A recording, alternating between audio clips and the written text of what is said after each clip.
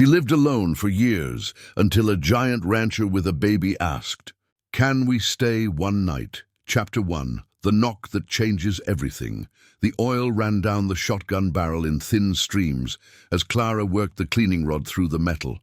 Her kitchen table held the disassembled pieces like surgical instruments under the yellow lamplight. 3 years of living alone had taught her to clean weapons the way other women cleaned dishes. Every night, every piece, every chamber checked twice. The boots on her porch were heavy, deliberate, not the shuffling steps of a drunk farmhand or the quick clip of a traveling salesman. These boots belonged to someone who moved with purpose through the dark. Clara's hand stopped moving. The cleaning rod hung motionless in the barrel as she listened to the measured approach. 1 step, 2, 3. The footsteps stopped directly in front of her door. The knock came 3 times. Not hurried, not aggressive. Just patient and sure, like whoever stood outside knew she was listening and would wait as long as necessary. "Who's there?" Her voice cut through the silence. No answer. Just the sound of rain hitting her tin roof and something else. Something small and desperate. Crying, Clara assembled her shotgun with quick practiced movements. The barrel clicked into place as she approached the door. Her bare feet made no sound on the cold wooden floor. I said, "Who's there?" "Ma'am," the voice was deep, careful. "I need help." She pressed her eye to the peephole. A massive shape filled her entire view. Broad shoulders, dark hat dripping water, and in his arms something small and squirming. What kind of help? The kind you give to people with nowhere else to go. Clara's hand hovered over the deadbolt. 3 years of solitude had kept her alive. 3 years of trusting no one. 3 years of knowing that anyone who found her house in the middle of nowhere probably shouldn't have been looking for it.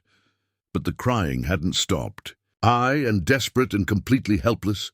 "You armed?" "Yes, ma'am." "You planning to use those weapons on me?" "No, ma'am." "What about the baby?" A pause. Longer than she liked. "Baby's not mine." Clara unlocked the door and pulled it open. The man standing on her porch was bigger than the peephole had suggested. 6.5 feet of solid muscle under soaked clothing. Rain dripped from the brim of his hat onto a bundle of blankets that moved and cried with the desperate rhythm of an infant who'd been crying for hours. "Jesus Christ," she whispered. "Can we come in?" His eyes met hers through the rain. Dark eyes that had seen too much and asked for too little. Just for tonight. Chapter 2. What brings giants to empty places? Clara stepped back and let them through the door. Water pooled on her wooden floor as the man stood in her kitchen, still holding the crying bundle. His clothes were soaked through, mud caked his boots. But his grip on the baby was gentle. "Sit down," she pointed to the chair by her table. "I'll get towels. Coffee would be better." Coffee then. She moved through her kitchen like she was diffusing a bomb. Every motion careful. Every glance checking his hands, his posture, the way he held the child. The shotgun stayed within reach. "Baby needs formula." His voice was rough with exhaustion. "Don't have any." "Got milk?" "Some." Clara filled the kettle and set it on the stove. The man unwrapped the blanket slowly, revealing a small face red from crying. Maybe 6 months old. Dark hair plastered to its skull. "What's your name?" she asked. "Thomas." "That your baby, Thomas?" "No." "Whose is it?" Thomas looked up from the infant. His eyes were the color of storm clouds. "My wife's." "Where's your wife?" "Dead." The word hung in the kitchen like smoke. Clara poured hot water over instant coffee grounds and handed him the mug. Steam rose between them. "Who killed her?" "Same men who burned my ranch." "Why?" "Wouldn't sell." "Sell to who?" Thomas drank his coffee in long pulls. "A governor's people. They wanted my land for their operations." Clara mixed warm milk with sugar in a bottle. Her hands moved automatically while her mind raced. "What operations?" "The kind that need empty places and no witnesses." She handed him the bottle. As Thomas lifted the baby to feed it, the blanket fell away from the child's left shoulder.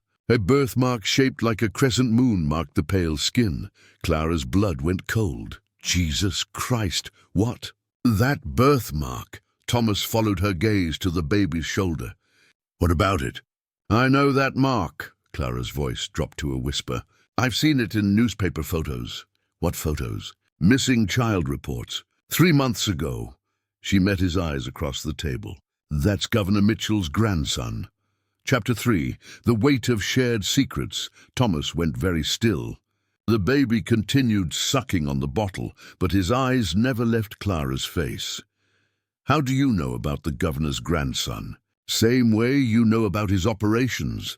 Clara set her coffee cup down with deliberate care. I used to work for the state. Used to. 3 years ago. What happened 3 years ago? Clara walked to her kitchen window and checked the darkness outside. Nothing moved in the rain. I was a prosecutor. District Attorney's office. What kind of cases? The kind that get people killed. Thomas shifted the baby to his other arm. You tried to go after Mitchell. I tried to do my job. What job? Investigating reports of missing kids. Trafficking networks. Land grabs connected to criminal operations. Clara turned back to face him. Ring any bells? Every goddamn one.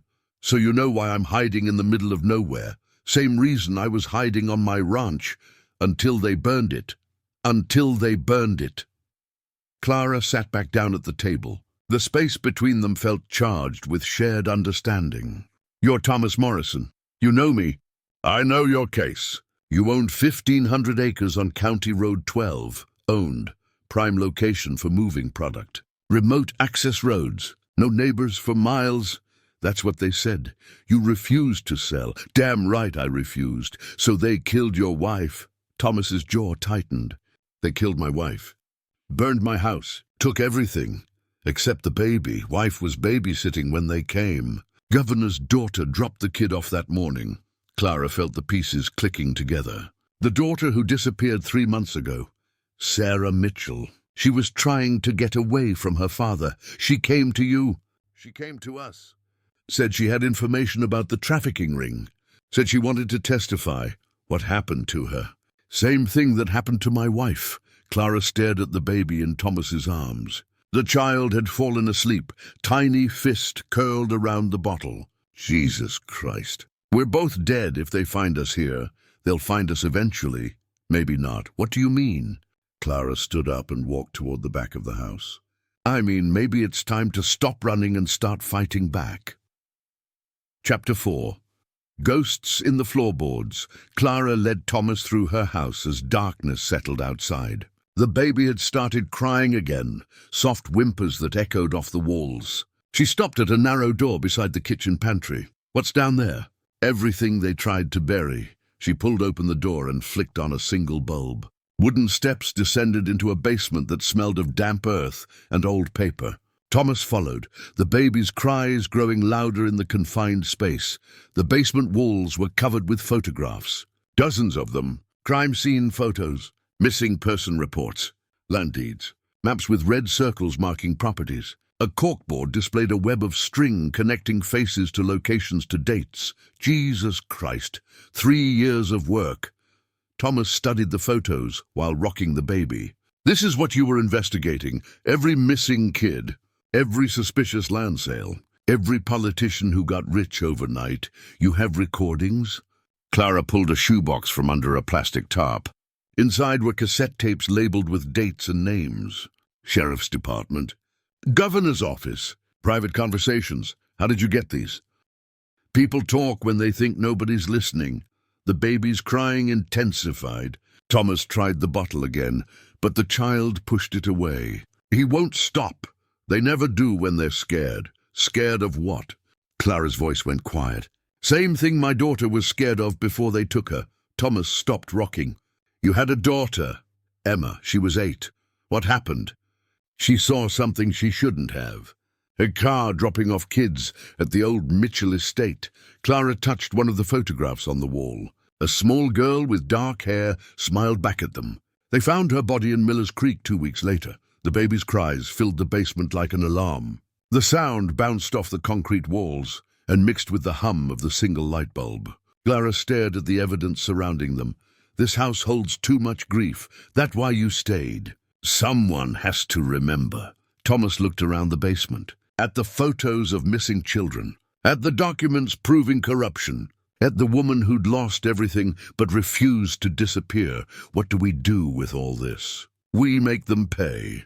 Chapter 5.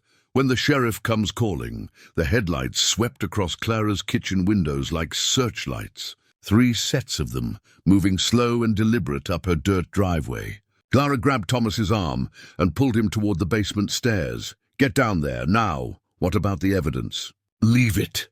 They descended into the basement as engines cut off outside. The baby's crying echoed off the concrete walls. Thomas tried to quiet the child, but the sound seemed to amplify in the confined space. "How many cars?" Clara whispered. 3, maybe 4 men. Sheriff's department vehicles? 2 of them.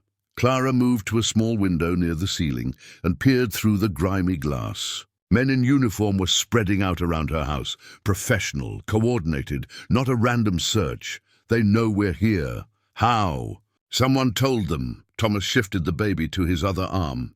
"Who knew you were here?" "Nobody. Who knew I was coming here?" Clara turned from the window. Her face was pale in the basement light. "I never told anyone about this place." "Then how?" "The baby." "What about the baby?" "They're not here for us." Clara's voice was barely audible. "They're here for him." Heavy boots crossed her front porch. A fist pounded on the door 3 times. The same deliberate knock Thomas had used hours earlier. "Clara Morrison, Sheriff's Department." "Open up." Thomas went rigid. "They know your name. They know both our names. Morrison, open the door or we'll open it for you." Clara pulled her shotgun from behind the water heater. The metal was cold in her hands. "They've been watching this place." "For how long?" "Long enough to know you'd come here." The baby's cries grew louder. Thomas rocked desperately, but the child was inconsolable. The sound carried through the house like a beacon. "They can hear him." "I know. We need to get out of here. There's nowhere to go." Boot steps circled the house. Flashlight beams swept through windows. Clara checked the shotgun chambers and found them loaded. "How many shells you got?" "Enough. For 4 men. For however many it takes." The front door exploded inward. Wood splintered and crashed onto Clara's kitchen floor. Heavy boots entered her house with the confidence of men who knew they wouldn't be leaving empty-handed. Time to go upstairs and finish this.